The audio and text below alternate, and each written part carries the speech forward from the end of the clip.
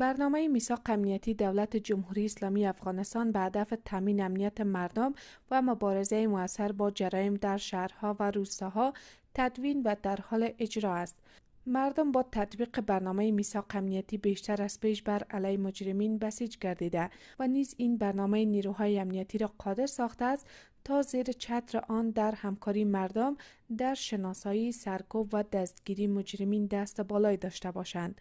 در این برنامه هزاران تن از باشندگان کابل به گونه رضاکارانه بسیج شدند و همزمان با راه اندازی این برنامه از یک هفته به این سو نیروهای پلیس ملی در همکاری با مردم قادر گردیدند تا بیش از 200 تن از مجرمینی که در شهر کابل فعالیت داشتند را شناسایی و از این میان 25 تن آنان را بازداشت نمایند. وزارت امور داخله نقش رضاکارانه مردم در شناسایی و دستگیری مجرمین را